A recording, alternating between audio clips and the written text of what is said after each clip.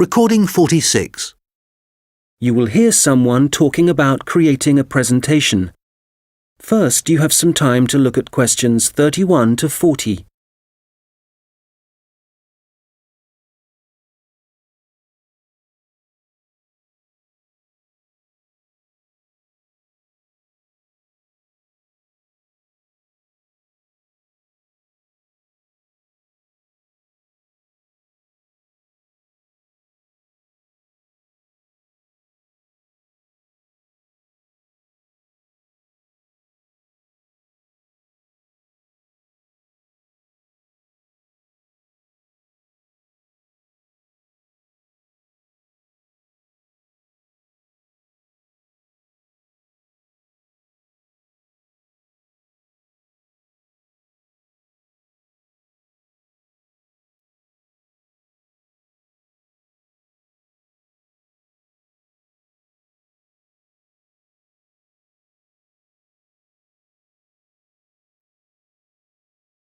Now listen carefully and answer questions 31 to 40.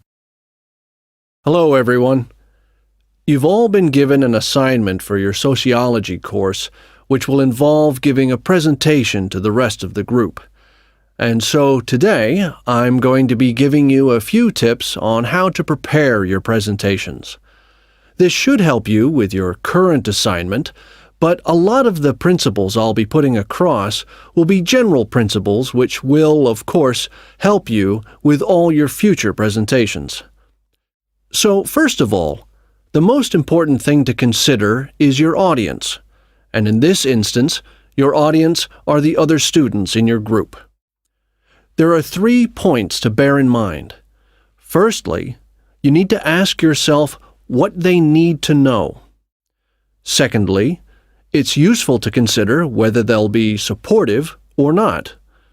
And thirdly, will it be a small group, say 3 or 4, a moderate gathering of 20 or so people, as for your current assignment, or will there be hundreds of people?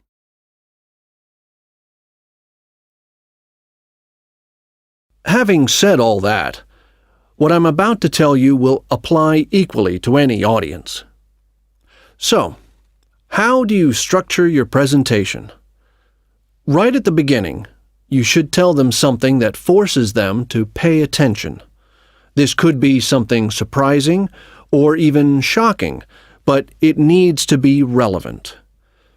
After that, you need a list of items or topics showing them what you'll be covering, rather like an agenda.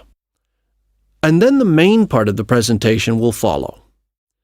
This main part will be the detailed information you'll be presenting and could include facts, statistics, personal experiences, etc. After this, you should summarize what you've presented and close with what I call next steps. For this assignment, you could simply point the group to other sociology reference material. In other cases, you may want to suggest some actions that people can take. Now, what about the design of the slides for your laptop? Well, the important thing here is to be consistent. You need to have the same type of font and use the same color and size for the same elements. For example, all headers need to look the same. All bullet points need to be presented in the same way. And don't just stick to words. Bring the presentation to life by adding graphics. These could be in several forms, such as pictures, flowcharts, diagrams, histograms, and so on. And so let's move on now to presenting. You have your presentation prepared, and you're ready to start. Well, it's important to give a good impression from the start.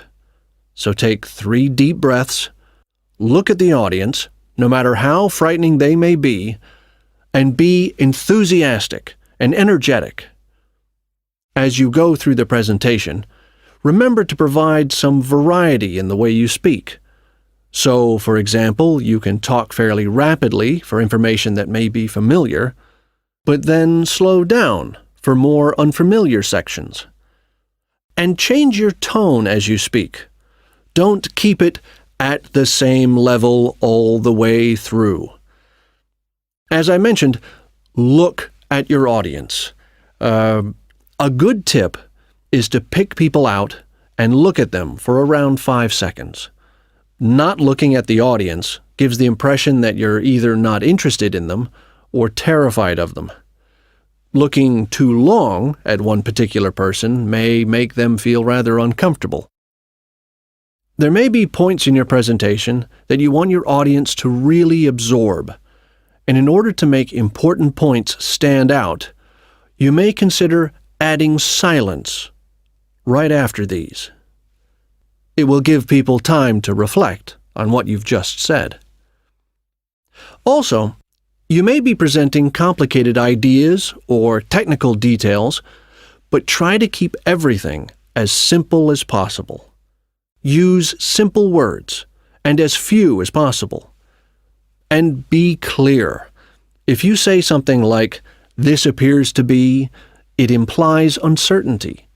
So using weak verbs such as appears, seems, could be, etc., needs to be avoided. I'll just finish off with a few thoughts on questions and interruptions from the audience. You may choose to invite questions from the audience as you go, or ask them to wait until the end. Either way, questions should be encouraged, as it provides you with some feedback on how interested the audience is and how well they're understanding you. When a question is asked, you need to provide an answer that is as accurate as possible. So, initially, my tip is to repeat it. This will ensure you have heard it correctly and will give you a few seconds to gather your thoughts.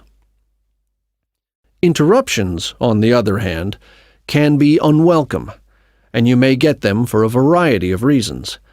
It's likely, however, that there's something in your presentation that's unclear or confusing. So my advice is to reduce problems by reading through your presentation beforehand and predicting potential points which could cause interruptions.